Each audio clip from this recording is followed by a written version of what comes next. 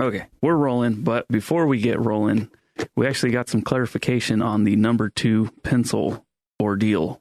You're right, that was a one sipper. Mm-hmm. All right, check this out. This comes from Riley Cook, and he says, just listened to Saturday School, and you guys were talking about pencils and Scantrons and everything, so I thought I'd toss in my minimal knowledge of graphite pencils. Long story short, basically, the number 2 pencil is a, let's see, what did he say? It's a HB pencil, and the scale goes from hardness, 9H, all the way down to 9B, so 9H is super hard graphite, very gray. 9B is super soft and very black. So the number 2 pencils is like right in the middle. So maybe that has something to do with the Scantrons needing a number 2 pencil. I know, but I don't think you can even get anything other than a number 2 pencil. So, I mean, I understand like that. Yeah, the Scantron sheet or whatever. Teachers, by the way, fucking, do your own shit and quit having a computer or whatever the hell it is. A Scantron sheet. Scan your goddamn test for you. We're not allowed to use a Scantron for our homework. Yeah, but so I think lazy fucks. The only time you would get anything other than the number 2 is like an art pencil, and that's what he's talking about, like the light gray and dark gray and gray. Got it. Whatever that means. But yeah, that answers that. But welcome back to Saturday School, everybody. Yeah, I guess grab your what's it called, the HB pencil, because we're going to use our Scantrons today. Yeah, the bell went off already, and you're late. Yeah. You're tardy. Thanks for the coffee today, man. I really appreciate it, because last night was another night. Some of that Dutch Bros. Yeah, congrats. You're pops. Yeah, it's wild, man. It's really something. It's definitely got me thinking, I have Jasmine, but, having a fresh, brand new baby, I want to, be a cool beacon of light, a guiding light for, my son. Hopefully he can look at me and be like, yeah, I think, he's done some cool shit in his life. But it got me thinking about role models. And as you and some of the listeners know, like I'm pretty into video games and stuff. I took like pretty much like an 8-year hiatus from video games to try to get my ass here into this position where I'm at right now. But I always wanted to go back. And now that I've started messing around with like virtual reality and stuff, I'm running into a bunch of what's called toxic players. These are young kids, like 10, 11, 12, 13 years old that are just screaming into the microphone, talking so much trash. And it's fine, whatever. You can trash talk. That's cool. But I mean, they're talking like racial slurs, homophobic slurs. I've dealt with this back in the day when I was playing Madden football. Oh, yeah. And I went online and they had like Dante Culpepper and Randy Moss. They're like, Game Randy over. Moss, bitch. And I'm like, how old are you, man? The kid's like 8 years old or whatever. Yeah. So it's gotten worse, in my opinion, because I remember playing Madden back in the day and getting schooled, or like NBA 2K back in the day and getting just annihilated. But, I mean, it's just so bad where I'm like, dude, like, where's this kid's parents? Like, oh my gosh, like who's raising this animal? And with the with Oculus Quest, like you have to have a Facebook account, and to have a Facebook account, you got to be 13 at least. And some of these kids sound a lot younger, so somebody's doing this for them. And I just got to thinking like, dude, this kid probably could use a role model right now. And then got into more thinking about that. People that listen to this podcast, they're grinding, they're trying to get in better shape, they're trying to, be more successful. I don't want to say that they're not leaving a legacy behind for their kids, but how can somebody like that, basically look back and kind of have the same feeling that I have? Like, I want to leave something for my son. I want him to look up at me and be like, wow, I'm proud of my dad for doing X, Y, and Z. How can they do that while still, I don't know. I don't want to put anyone's job down, but like if they're doing a lot of paperwork all day long, their kids might not be like, my dad was the best paperwork sorter guy ever. I mean, I guess he sold insurance. Yeah. Yeah. That sort of thing. Yeah. So I think, first thing to address is the role model thing, and we'll kind of work our way into it. But, call me old school, but like, somebody has to raise this kid, right?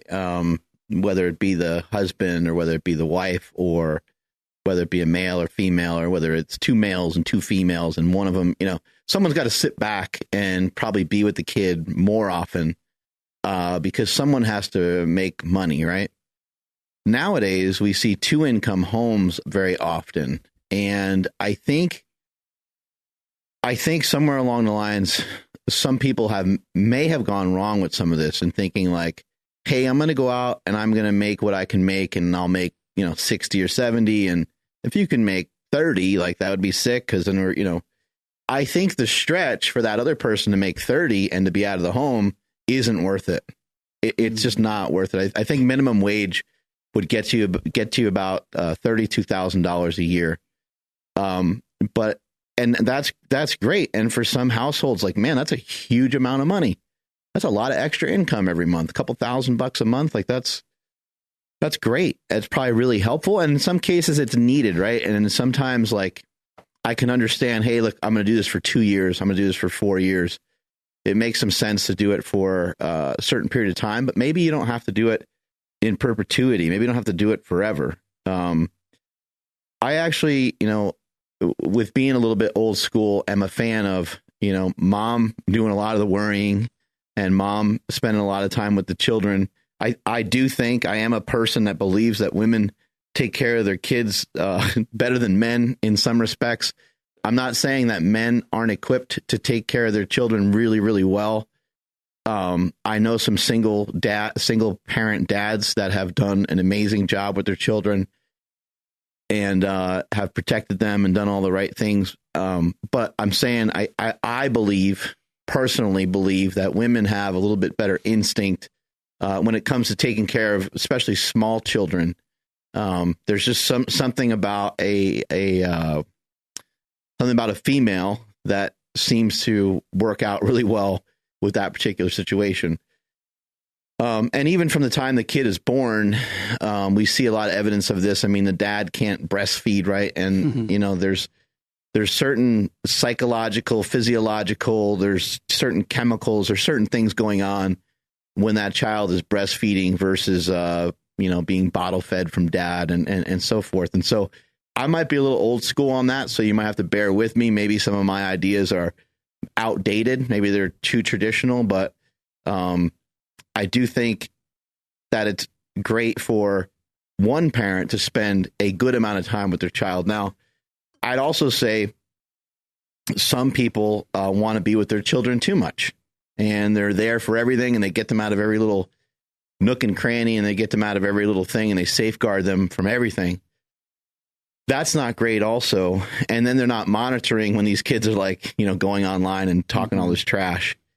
But I think a lot of kids are being like kind of unsupervised nowadays. And, you could look at every generation and say, oh man, here, the whole world's going to hell in a handbasket because we got radio, the whole world's going to hell in a handbasket because we got TV, the whole, and then the internet, and now, tablets and so forth, and mobile devices, cell phones, and just every little gadget you can get your hands on.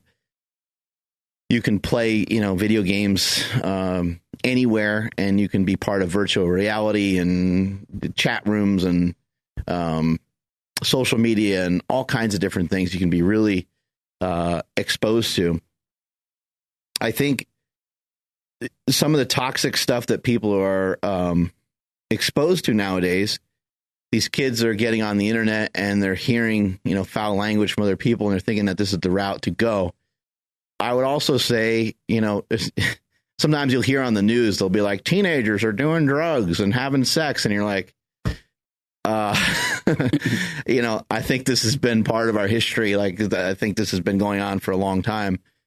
Kids being exposed to foul language and pornography and all kinds of crazy stuff has been going on forever. I remember 5th grade Jeff Melby bringing in a Penthouse magazine. Nice. I remember it like it was yesterday, and everyone's got their own experience that's, similar.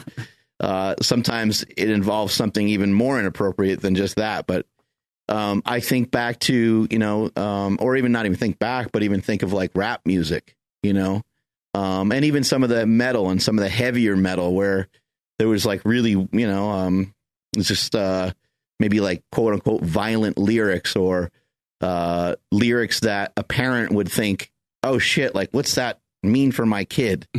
NWA, even the the name of the group, like, whoa, like really, like fuck. And then all the different stuff that Eazy-E would talk about, and all the different people that were part of that group and part of the rap kind of revolution. You can view our generation, Andrew, as being like, a lot of people probably thought that we were really fucked. And I think they were correct. It just reminds me of, again, back to video games, when Mortal Kombat came out.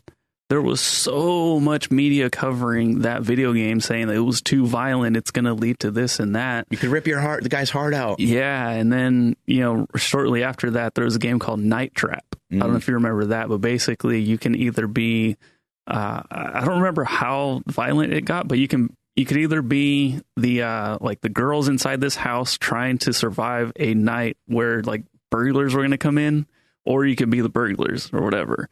And it just got super weird. But I mean, you're absolutely right. Like if it's always going to be something, right? Like it's going to be that next thing is going to be the thing that poisons our kids and, that sort of thing. But yeah. I thought it was funny because I loved Mortal Kombat. That game was the shit. I think the thing that's poisoning us more so than anything is our food supply, just because that is people are making bad choices kind of at every turn, all day, every day. And then when you make bad food choices, in my opinion, it's hard to make correct choices in other areas and to be motivated to really do much of anything. It's very, very crippling. But when I think to my son in his, video game playing and this kind of role model idea that you came up with here today, is when my son used to play a video game, there used to be a look of defiance in his eyes from the time he was really, really little. I mean, I'm talking about 3, maybe like 5. Okay, maybe like 4 or 5, somewhere in that range. 4 or 5 years old. I remember he'd play a game and then we'd like notice his behavior just sucked. And we're like, that's weird. Like, and then there was other things, like he just didn't want to put the game down when we asked him several times to come to dinner, or, we asked, oh, one more game or one, and that's fine. Like, some compromise is fine. Like if I was in the middle of doing something and someone told me dinner's ready, I'm going to probably take 3 more minutes to finish what I was doing. And then show up to dinner. Right. So like a little give and take with your children makes sense on some stuff like that. But my wife and I noticed very early on, and then there would be other times where we would sort of forget about that a little bit, or we would give some leeway towards that, or even just kind of give up on it, because the hardest thing to do as a leader, as a parent, is to repeat yourself. But it's the most important thing that you have to do. It's say, hey, remember we talked about that? Hey, we discussed this. Remember we came together and, you said you're going to put your phone away at 9 p.m. We're still doing that, like we're still working towards that. We're still, that's still a thing. It's important for your kids to understand that and to have that reinforcement over and over again. But sometimes, you let go of those things. And I remember, Jake being 8, 9, 10, and then another problem would pop up. And I'm like, you know what? It's those damn games. Like, it's not really the video game necessarily. It's the fact of what he can do in the video game. So he's going from Minecraft. Let's just say, I don't remember what year it was or whatever, but he's going from Minecraft, where you can literally create your own world. You can do anything that you want. You can make a house. You can have like a farm. Like I don't know. I've never played it. I don't understand all of it, but so far that's accurate. Yeah. You can do all that. Yeah, you can kind of do whatever you want, right? So then he goes from doing that, where you have all this creative stuff going on, and now you're telling him like to pick up his room or something. Now you're like demanding he does something, right? When he had all this freedom in this game to do all this stuff, he was in this fantasy land. That was amazing. And it was a great experience. He probably loved it. And so he's almost hypnotized in a way by what was going on in the game. And I don't think, I don't think like, I don't have the thought of like, oh, you're playing Grand Theft Auto and you're killing somebody and then you're going to go, I don't really think that it's a one-to-one that way. But with a young child, with a young developing brain, I just noticed it it was hard for him to switch his behavior over to, okay, now I got to be like a normal. And so, I got to listen to mom and dad. And so we would have like kind of cutoffs for the game, and we kind of had to make some rules around the game. The whole point is like, you need some sort of supervision. The kid needs some sort of supervision. The same thing with the kid reaching for snacks or ice cream. It's great to have ice cream in the house when you have kids. They love it. They have it 2-3 times a week. Sounds cool to me. But them reaching for it at breakfast, them reaching for it at lunch, it's like, no, that's not why we have ice cream. We have ice cream in the house so that, when your cousins are over, you guys can enjoy it together, or we can enjoy it every Friday night when we have our spaghetti dinner or whatever the hell it is. And so the kids, you have to monitor your kids at some point and kind of lead them and force them to do some things that you believe will be in their best interest. Yeah, I think that is gigantic. I don't know if anybody even, if their kid is like this, hopefully nobody listening has experienced this, but like, yeah, just sitting down and checking out what they're into. Because that's the thought that I had in my head with these VR games. I mean, you can literally grab someone, you can grab their head, put it at your crotch, and make moaning sounds like they're giving, And I'm like, wow, like this kid's young. I wonder if one of his parents walked into his room and saw that, what they would think. Like they probably get they probably get super embarrassed because I'm sure they haven't, had the talk, right? Right. And so I'm like, damn, yeah, like what you said right there is, I think, huge. And like I'll pop into my daughter's room as she's like playing some computer game or whatever. Right. It's right now it's been like a way for her to keep in touch with her cousins and stuff. At least that's how we're selling it. Right. We're trying to okay it. But yeah, I'll pop in there once in a while just to make sure it's not getting weird, or I'll cut her off completely and be like, hey, who's that? And like if her microphone's on, everyone just heard me. Right. But yeah, I think just simple supervision can go such a long way. Yeah, and then maybe you just have certain rules like and these rules aren't easy to keep, because the kids, they want more privacy. Things are different now than they were when we were young. Having a computer in your room 10 years ago, might not have, I guess it would still matter, but 10, 15 years ago might not have really meant too much, maybe you looked at some porn or something on there, but like you probably weren't talking to some 35-year-old person that that you're sending pictures to, and they're sending, like, well, it was getting into some really weird shit, right? Yeah, it was a thing to chat with whoever, but it wasn't a thing to chat and then meet up. Right. That's changed like within the last couple of years, now that's a thing. 5-7 years or so. Yeah. Yeah. Like 10-12 years ago, I remember buying my first computer and then having it in my room or whatever. And, like not having an internet connection, like that was not that long ago. And now it's like, what the heck? Like it's really fast forwarded quick. Yeah. As long as we could hang on to it, we tried to communicate with our children, like, hey, just communicate with people in person. And now it's more like, okay, we had to loosen up the reins on that because that's just not really, realistic or rational in today's environment. And so, please only communicate with people that you know. Exactly. Yep. Let's not, how do you know this person? Even if it's another kid that's their age, how do you know this, oh, I know him through so-and-so. Okay, you know him through your friend that you were going to school with before. Okay, that's, you got to kind of check in. You got to be paying attention. You might have to be, you might have to be kind of a nuisance. And I try to share with my kids, look, I'm not looking at your phone. I'm not going to go searching through your computer. I'm not going to look at your history. I'm not going to, but I might have to. Don't make me the authority figure here. I'd rather you control yourself. And if you can listen to some of the things that I'm asking of you, then you can fly under the radar and nothing ever really pops up as being a major issue. So if you don't put your phone away at 9:00, or you don't put your phone away, you're not doing certain things, you have your computer or your laptop in your room and I don't really want you to.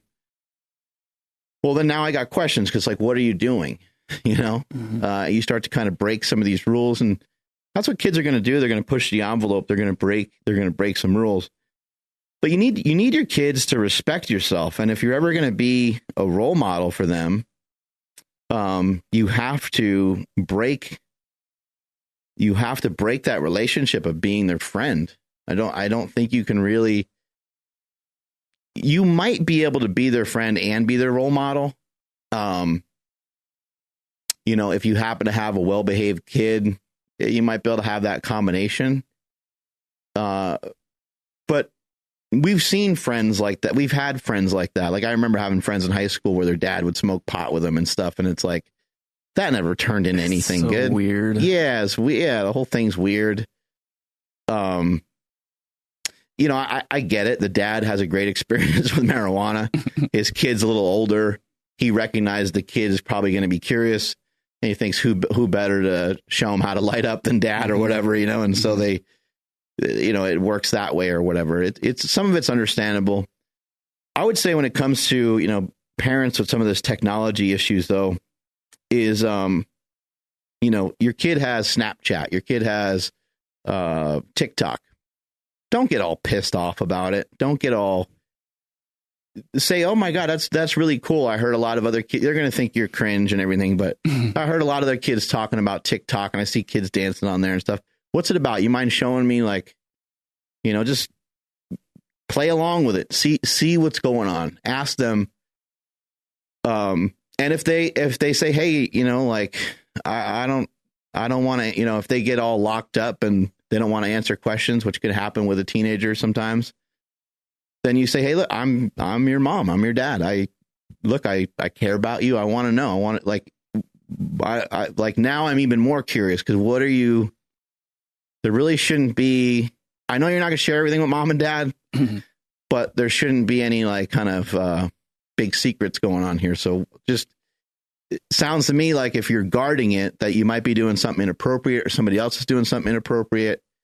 Maybe you're ganging up on people and making fun of people, or maybe even worse, I don't know. And so it's your right to kind of step in. But in order to end up being that role model figure, you're going to have to be that person that kind of breaks that chain of some of that friendship. You're going to have to break your kid's heart sometimes. Your kid is really looking forward to doing this thing, and you'll have to every once in a while say, you can't do it because this happened, and you're just going to have it's just part of it. Yeah. You're going to have to kind of bring the hammer down every once in a while. It's your, would you say, so you said it's your right, but I mean, I think you would agree, it's kind of your responsibility to be that nuisance, right? Yeah. It's part of your job. Mm-hmm. It's, you're not really, if you're not causing any friction for your kids at all, then I don't think you're doing your job. And you're going to have to cause some sort of resistance or friction, whether it's, telling them, hey, you got to mow the lawn, take out the garbage, do the dishes, something. My kids don't do a lot. My kids aren't, they're not like on a farm or anything, we're not. Although they can be now where you're at. Right. They're not like baling hay and stuff, but they have a couple chores that they have to do. And, usually we don't have to tell them more than once, hey, you got to do the dishes, or you got to take the dog for a walk. We mention it once and they bounce out and they take them for a walk. Having your kids be, so I before we move on to some other stuff, you have to set some rules and some boundaries with certain things. And I think when it comes to these technology pieces, you don't need to have a laundry list of rules, but, make up a rule or two and have it agreed upon with the child. Have it be the kid's idea. You say, hey, okay, well, you really like TikTok. That's cool. I like social media too. I'm on Instagram all the time, or whatever it is that you say to them. And you say, okay, well, how many hours a day, do you want to be on? You got C's and D's in school. So I think it would make sense to reduce the amount of time that you're on there. You're not coming out of your room that much. I mean, you can you can be rational with them. I think you can work something out and say, I'd like to see you participate in some family stuff a little bit more. You used to come around a little bit more, and I thought that was a lot of fun for everybody. It's great for your cousins to see you, your grandma to see you, all that kind of stuff. So let's see if we can, let's go from 8 hours of screen time. Can we move to 5, or you just work out whatever you can with them, the best that you can. Try to stick to it the best that you can, and, try to repeat it as best you can. For me, I just try not to have my kids have any of these devices in their room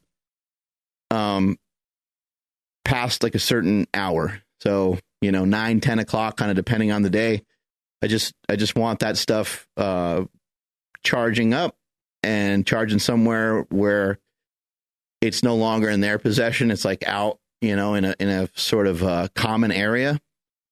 And that's it. And I don't ever look at it. My wife doesn't ever look at it. And that's just the one thing. And so I'm able to, anytime that rule is broken, I'm able to point out to them how lame it is that they couldn't follow the one rule. It's like, hey, look, we're not making a lot of rules. I don't want to make a lot of rules. Let's not make any more rules.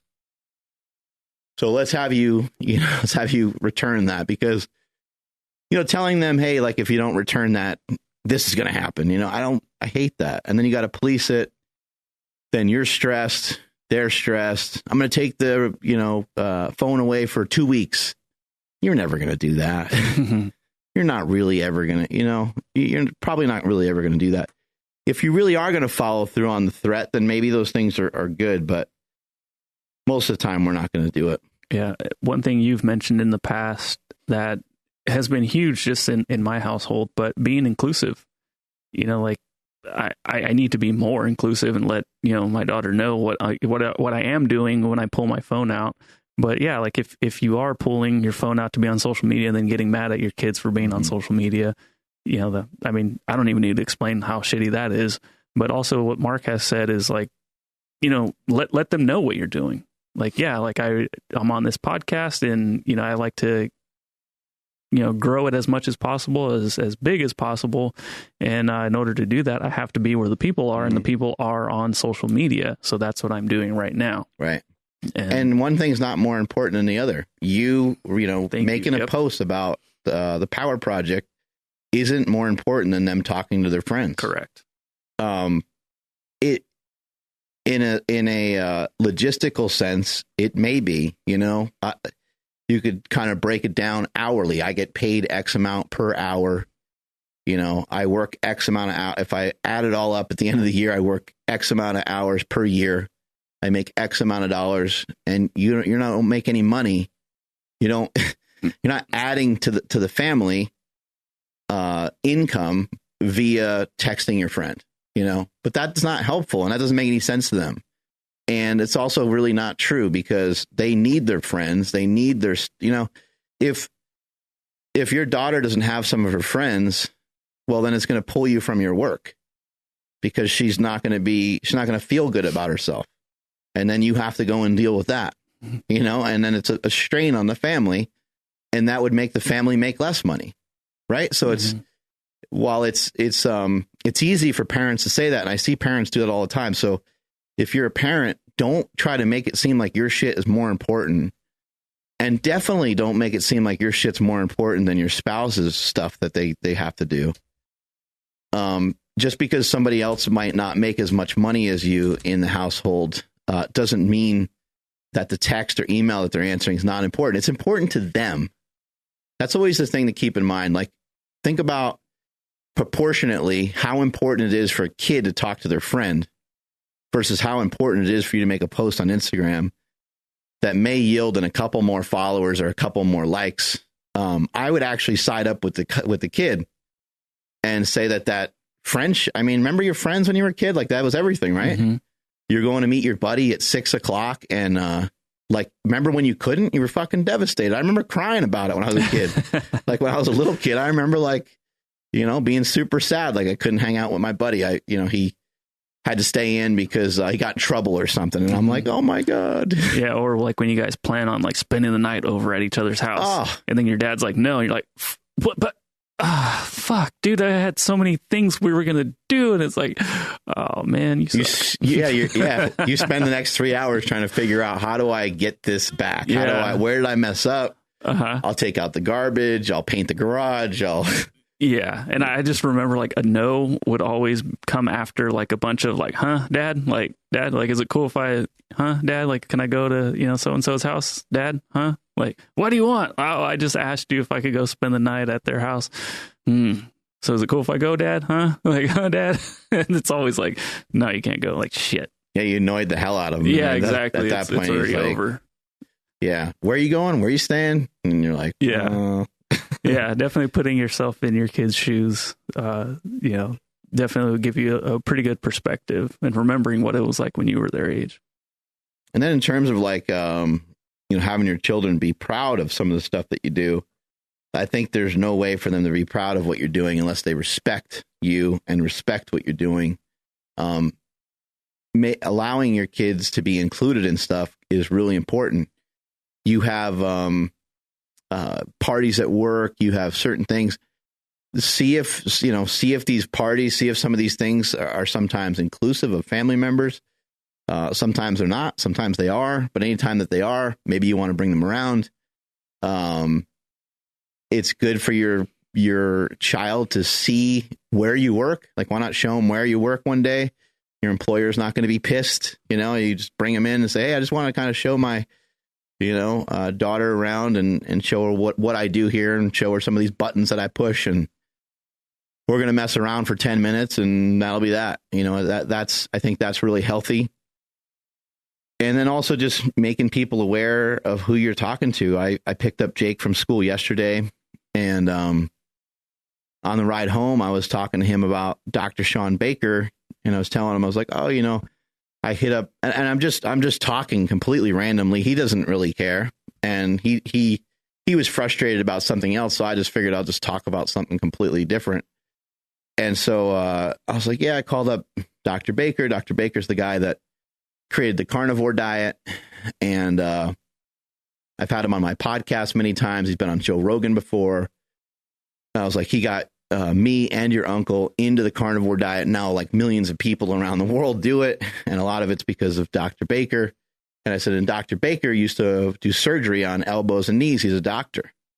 And so I hit him up because my elbow is bugging me. It flared up. I think I have like bursitis. And so I sent him a picture. I sent him a video, and I hopped on a phone call with him today. And Jake was like, oh, what did he say? Like, he was kind of halfway in. He didn't really care, but he was halfway interested.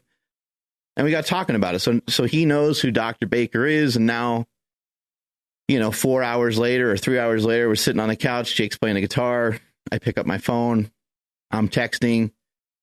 And I can say, oh, yeah, Dr. Baker, he's getting back to me about my elbow. He thinks it's this or whatever. And now he's not thinking like, oh, my dad's ignoring me while I'm playing the guitar. Like, yes, I am ignoring him for a second, but he understands like who I'm talking to. And he understands I'm trying to get some answers quickly and so forth. And so it just it really nullifies a lot of like kind of bad feelings about somebody maybe neglecting you, ignoring you, choosing something else over you, and it's like, okay, well, that's, he's doing some work and whatever. And then he'll, I put the phone down or, whatever it might be. But I think, yeah, trying to be as inclusive as you can be, I think is critical. Yeah. And it could be Sean Baker, or it could be like Sean in accounting, right? Like, kids don't really care too much. Like, they're just going to, yeah, Sean was having this issue with his son. Like, what do you think about that? Like, including them, right? Like, I think every kid would love to be a part of that. I do that all the time. I'll mention, I'll say, oh, Sean from Dutch Brothers came over. He came over to the gym today. He actually talked to your Uncle Andy about his distillery that he wants to open up or something like that. And then Jake's like, Uncle Andy wants to open his distillery, but like now he knows, like, he's part of. So when he hears stuff with, I don't know how many kids out there have heard family stuff and been like totally shocked. Oh, Aunt so-and-so has cancer. Holy fuck. I didn't know. How come nobody told me? And they're like, well, no one told you because they don't want to place that burden on you because you're 13 or whatever. But right. Yeah, you should know. Everybody should, like, you can handle it. Like, when something happens to them, it's like, that's even worse. You tell them after the fact, like, I never knew. I wish I knew. There's been many situations like that. My mom had a brain tumor when I was really young, and nobody told me until she went to the hospital, and I was like heartbroken. I'm like, is she going to fucking come back? Like, is she going to die? Like, she has a brain tumor. I'm like, what's going on? And like, well, it's small and well, if it wasn't a big deal, why didn't you tell me? You know? Yeah, if you thought it wasn't a big deal and I could get over it real quick, just let me know. Yeah, I could be at least prepped, you know? Yeah, I remember they like thought my mom might have had breast cancer or what. It was kind of the same deal. Like, oh, they're going to go cut it out. Like, wait, what? Hold on. Yeah. So do you think just people in general should just be talking and treating their kids more like adults than they actually are? Yeah, absolutely. I think that you should treat them like an adult. You should also understand that they are your child and that they are your responsibility. And your main goal is to protect them and try to provide the most opportunity that you possibly can for them. It's not really about leaving a legacy or leaving money behind. It's simply about, if you provide opportunity, then the legacy stuff will follow. For me, like, I was able to acquire a good amount of wealth, and I hope that my wealth runs through the family for a while, but like, you know, it could be messed up by like one generation pretty much. And I guess it sort of depends on how much money you make, on how quickly somebody could screw it up. But to me, that's not really a legacy. The legacy is in opportunity. And then how do you create opportunity? You create opportunity by creating savages, you know, and you're going to create savages by giving them some resistance. They're going to need some friction. In my dad's family, my grandfather really knew how to raise his boys really well. He just had them do a lot of shit that he did. He was in the military. He worked on the railroad. He was a mechanic. He worked on his airplane. He worked on his boats. He was a used car salesman. So he had the gift of gab. He could communicate with people really well. He was fun. He was funny. He was very straightforward. He kind of had a dry sense of humor. He was like a tough little old bastard. But everybody loved him. You know, when he died, I remember like just so many people were at his funeral, and I just didn't even really know. But I didn't know he was that like popular. Like, he was like famous, like in the area that he lived in. And there's actually like a poster on one of the streets, and it's just still hanging there. You know, he was like kind of a legend in his area. He used to be a Golden Gloves boxer and all kinds of stuff, you know. And this is a guy, he didn't have any fancy job. He worked on the fucking railroad. You know, he was just a worker bee, you know. He just one guy laying down some railroad ties next to the next guy, you know. You know, he was gritty enough and smart enough and to where he became an entrepreneur and, you know, had t-shirts and hats, and you would see like he had like a logo, and he had like, you know, some creativity going on, you know, even a long ass time ago. But what he did for his boys is he provided a lot of opportunity by teaching them a lot of the same things that he knew. And out of my dad and his, I don't know how many brothers he's got, 4 or 5 brothers, none of them became mechanics. You know, none of them worked on the railroad. None of them own a plane. They all know how to work on cars, though. They all know how to fix stuff. And the opportunity that he provided them was they have the ability to work really hard. They have the ability to outwork. So they're all really successful. They all found their own version of success. Some of them are coaches and teachers. And my Uncle Peter was a sanitation worker for a long time. He drove a fucking garbage truck, and he loved it because his dad taught him the value of waking up super early and kicking ass every single day. And my Uncle Peter hated it. He hated it more than any of them. And then he became the only one to have a job like that. My Uncle John would wake up at 4 a.m. and go run in New York. every morning. My Uncle John used to weigh, I think, close to 300 pounds, 280, 290 pounds, something like that. My Uncle Jimmy is very successful. He worked for IBM. They all became, my Uncle Tom, he became really successful basketball coach and teacher. They all found their niche. They all found their thing because my grandfather provided enough clothes for them, enough food for them. So I'm sure they felt this or that like anybody else with 9 children in the house. I'm sure they felt pretty fucked over, probably routinely, Plus my grandfather was, he was like, if he cried, he's one of those guys. I'll give you something to cry about, or he'd come and, he'd smack you a little bit, he'd be like, get over it. He didn't understand it. He didn't know what you were belly aching about. You know what I mean? Even with me, being one of his grandkids, he used to always say, get over here before I beat you, and he'd give you like a big kiss, and he'd kiss you like kind of hard. And he always had like a scratchy something or other 5 o'clock shadow on him. And it would kind of hurt. But if you didn't go over to him, he'd actually like kick your ass. He'd actually like kind of like, he wouldn't like punch you in the face, but he'd hit you hard enough to where when you were a little kid, you'd kind of whimper a little bit. Mm-hmm. You're like, damn, man, he's not messing around when he says to come over there before he beats you. He means it. Yeah, he means it. And sometimes he's, I'll give you a bloody lip, and you're like, all right, I'm coming over there to give you a kiss. Just freaking relax. So he provided a lot of opportunity. And I think that's the real key. And then the only way to provide opportunity is to, you need to have food for the kids. You need to have, a steady income. You need to have kind of a balanced home where there's not a lot of fighting. There needs to be enough love in that household so the kids believe in themselves. My grandfather was the kind of guy where, let's say the boys were fighting and wrestling and doing all kinds of shit. Well, okay, he would whoop their ass and he would like discipline them, but then he would also put up a basketball hoop the next day.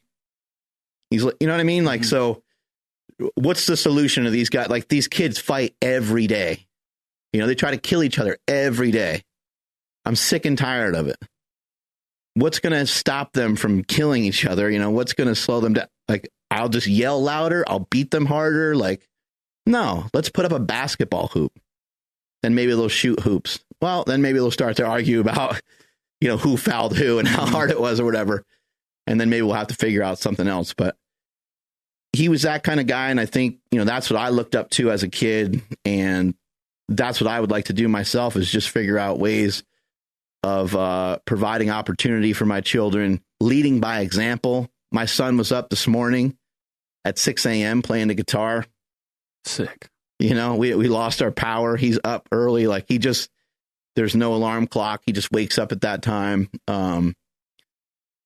He's not waking up at 5 a.m. and like working out or anything crazy like that. But he knows the value of it. He understands it, and he talks about it. He's like, I like the morning. I like getting up early. And sometimes he doesn't. He's a teenager. Sometimes weekends he sleeps in a little bit, stuff like that. But he understands the value of it. And Quinn isn't there yet, but she just turned 13. And she's starting to kind of ask questions along those lines. And I think both of them will see. They'll see what Andy's doing. They'll see what I'm doing. And they'll most likely think like, that seems to be a pretty good route to go, because we seem to have everything that we need, everything that we want. And even if I don't do exactly what mom and dad do, maybe I can just follow some of their general principles of working hard and being consistent and see where that takes me. Mm-hmm. Did Jake ever go through that phase where, no matter what you did, he just thought it was lame? Like the stereotypical teenager who just like, bleh, like, you guys are lame. Like, did he go through that? And if he did, what did you do to, kind of get him excited about just anything? I think I told this story before, but there was a situation where I was taking him for pizza, and he and I got into some sort of little thing, and he was probably only like 12 or 13. He said something about fitness, and then I made a turn, and he's like, where are we going? I was like, we're going home. He's like, what? I was like, we're not going for pizza. And he's like, why not? I was like, you're not allowed. Like, this is how I make my money. You know, you're not allowed to really talk to the, I don't accept that, you know, like I'm not really pissed off or anything like that, but I'm offended, you know, because this is how we make our money or something.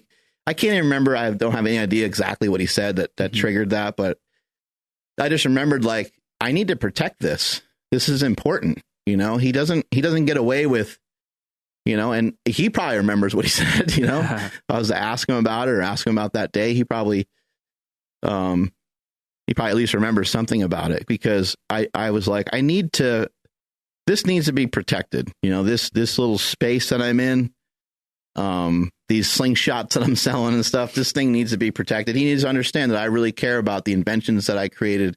I really care about the gym that I provide people. And, I really care about the message that I have. It's really important to me. And, I'm not going to let you shit on it. I'm not going to let you be disrespectful to it. You can joke about it or whatever you need to do, but so I tried to make that pretty clear. I don't really know how much my kids know about exactly what it is I do. Quinn has asked some like kind of more direct questions more recently about like how'd you know like this is the right thing to do, and you know, that sort of thing. But yeah, I mean, they know the invention, they know the slingshot. I guess that's probably good enough. And then I don't think they have any idea what Andy does. But so that situation with Jake, I'm not 100% sure, but I'm pretty positive that all that did was just build a lot more of that respect you talked about earlier, right? He's like, oh shit, this is important. Yeah, right. I should probably watch my P's and Q's, but also like maybe I need to look more into this and figure out like, oh, we were going to get that pizza. We could afford that pizza because of this. Right. Damn. Okay. So again, you do have to be that stern parent that's not their best friend all the time. Yep. And I think it's important also just not be there all the time, you know, not hover over everything. I mean, if you watch your kid running around the backyard with their friend when they're 7 years old, they're going to do all kinds of shit that's wrong. They're going to do all kinds of stuff where you're watching it and you're like, ooh, someone's going to get really jacked up. Someone's going to get really hurt. Best thing to do is just not watch it, you know, or provide them with an opportunity that gives them something you feel is safer. You know, hey, you know, boys, the backyard's not great. That gate flies open all the time.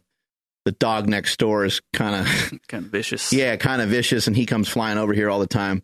Have you play in the front a little bit more, or whatever situation is, you just try to mitigate it a bit, but don't helicopter, don't kind of hover over it. When you hover over it and you're just thinking something bad's about to happen, my kid's about to get wiped out. And sure enough, they do. Obviously, there's going to be circumstances where you kind of have to watch them if they don't know how to swim and there's a swimming pool there and there's no gate.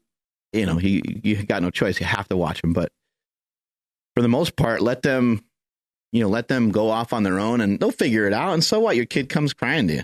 Mm-hmm. That's actually great. That's a great learning experience. You say, hey, you know, there's 5 or 6 other kids outside playing. What's going on? You okay? Like, did you get hurt? So-and-so took the ball away from me. All right, well, dust yourself off, go back out there and see if you can get the ball back, you know, and looks like those other kids are having a great time. You know, you probably want to get back out there, you know, so you're not really focused in on fixing their boo-boo necessarily. You're kind of saying, hey, quit being a pussy. Go kick that kid in the balls. Like, yeah. Damn it. Yeah, go bite that kid and spit a chunk of his skin back at him, you know, and make him bleed. No, I'm just kidding. Yeah, I'm bad with both of those. I will be the helicopter parent, and then I will also be the one that's like... terrible. Yeah, I will also be the one that like, no, like, Jazz, like, dude, just flip that girl off that's being mean to you in school. Like, she'll figure it out. You won't get in trouble by us. Right. Something I definitely need to work on.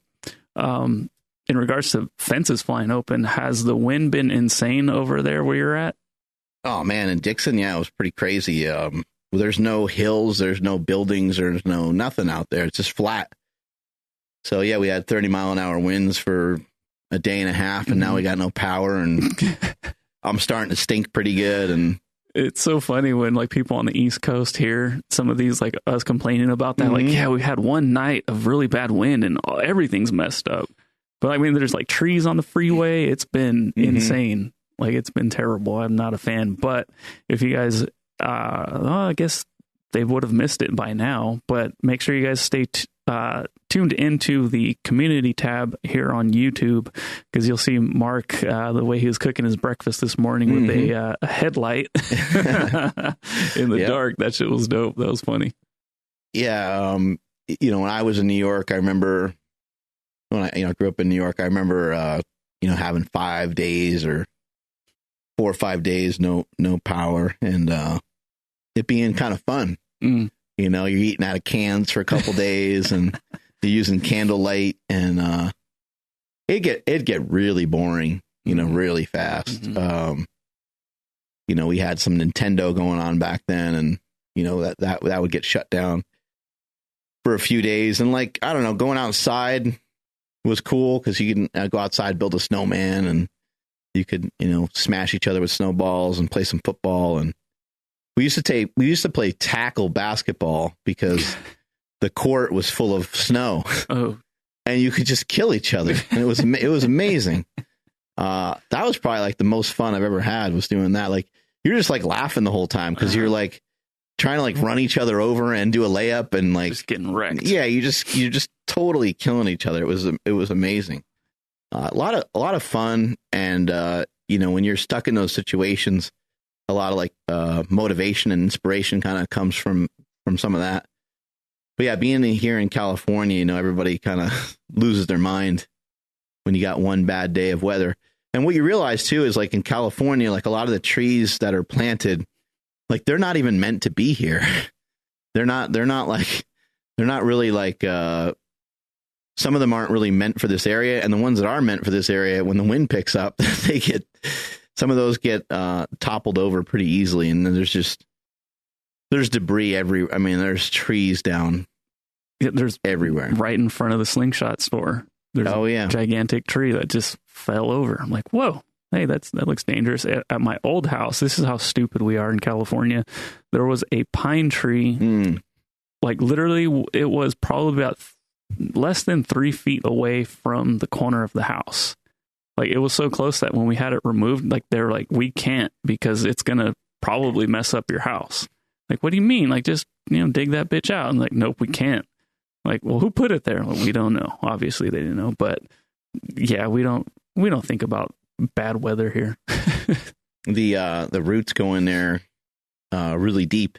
I got to kind of finish with this story. It's just short, but it's about my friend Shad, who died in 2020. He died in like Santa Monica area. He was found in the ocean. I think him and his son, they went out. He's a professional wrestler. Him and his son went out, and they just were enjoying a day on the beach, and they got caught up in, I don't know what you call it, a riptide or whatever it was, but an undertow or whatever the hell it is. They got caught up in something that they just, couldn't fight their way out of. But it's a good lesson in opportunities. Shad is out there, trying to show his son a good time and so on. And they end up in this really compromised position. And Shad, makes a decision like, I'm probably kind of done with, and he does everything he can to pass his son off to somebody that was able to save him. So his son lived and he died. To me, that's what it's all about, is like, you're just trying to, that's a direct, that's a very direct story, but you're just trying to provide a life that is protecting your child and trying to provide a life that is maybe, a little bit better than what you had. And hopefully Shad had enough experiences with his son to, maybe share, some of the ups and downs of his life, or maybe that gets shared later on with him, as his son gets older. But, his son lives on, and that's, to me, that's what it's all about. A lot of us we just keep getting older, and it's about trying to provide for our kids. And whenever Thanksgiving comes up, Christmas, any of these holidays, birthdays, like make a big deal of it, make it a big deal for the kids. I know you want to have fun and you want to drink and but like, think about the kids first, think about that family gathering that you have. Just put all the children first. What are the kids going to do? Like, it doesn't take much. Like, buy them a fucking Nerf football. You know what I mean? Hey, kids, got you a football. You guys should go out and play in the backyard. Nobody wants to play. Nobody takes you up on it. They're on their tablets. Go outside, grab another adult and say, hey, let's get these fuckers outside for a minute, Mm-hmm. Take some time. They'll come out. And when they realize how much more fun it is, playing video games is sick. Playing video games is amazing. But throwing around a football, tackling your cousin and jacking him up is way more fun in some ways. And the lessons that you learn through that, or you get jacked up yourself or whatever it is, shooting some hoops or whatever. We need some of that. We need more of that. So, put the kids first and try to create opportunities for them wherever and whenever you can. Boom. Thank you, everybody, for checking out today's episode of Mark Bell's Saturday School. We love this community. You guys are freaking awesome. Every time we post one of these up, the loyal folks, you guys always show up, so we sincerely appreciate that. Hell yeah. Yeah, if you guys want to take it a step further, please check out our newsletter. Links will be down in the description below, or even if you're listening to this on the audio side, check the show notes for that. I don't know what. Let's see. Hold on, let me make sure what date we are at. Sorry, pause, because I got to mention something to people out there real quick. Oh, okay, today. So I got some AirPods, and I've been a big fan of headphones for a really long time. But these things are amazing. These things are great. I carry them around with me wherever I go. There's many different companies that make them, many different versions. This is from Apple, but it's not a cheap product, but it's something that I use all the time. These are noise canceling. The sound on them is really good. They're super convenient. The only thing is they are a little small, so I do worry that like I'm gonna go to pull one out one time. It's gonna go down like a storm drain or something like that. I'm gonna be totally screwed. So upset. But other than that, they're amazing. I use them all the time. My brother uses them all the time. I see people in our office using them quite a bit. So again, I know it's not a cheap item, but it's a worthy item. It's helping me a lot with my personal development journey. Yeah, I got Stephanie the other ones, and she loves them. She uses them all the time as well. Sick. Yeah, so I was checking the date because the day this releases, this Saturday, you have, I think, one more day left to claim your Element free recharge pack. That's an 8 sample pack. Just check out the link down in the description. All you have to do is pay $5 shipping, and it's absolutely yours, or it's absolutely free, as meant to say. And yeah, I mean, there's no reason not to take advantage of that. Please follow the podcast at Mark Bell's Power Project, at MB Power Project on Twitter. And yeah, that's about it. What you got, Mark? It's been real, folks. I just want to share with you guys. Last thing here is, the way we do things around here, we just think about something. And if we think it's a good idea, we just implement it. So we're going to implement something new. We're going to try something new. We're going to make our boy, Josh Settlegate, we're going to make him part of the podcast. And he doesn't even know this yet. But what Josh does is Josh researches our guests all the time. And so what I want to do is I want to take the research recording that he does and make it for the beginning of every podcast. And that'll be a way to honor Josh's hard work, give him some props for that. And that's the way you're going to hear every podcast kick off. You're going to hear his voice first, probably, unless you hear an ad or something, maybe. But I just thought it'd be a good way for people to understand who the guest is coming up. I've had this suggestion before from some other people. You may have had something similar, because we tend to bullshit. And our guest is in the photo and the guest is part of the headline. But it would probably be good to give a little bit of background on who the guest is and where they're coming from and all that. Strength is never weakness. Weakness is never strength. Catch you guys later. Bye.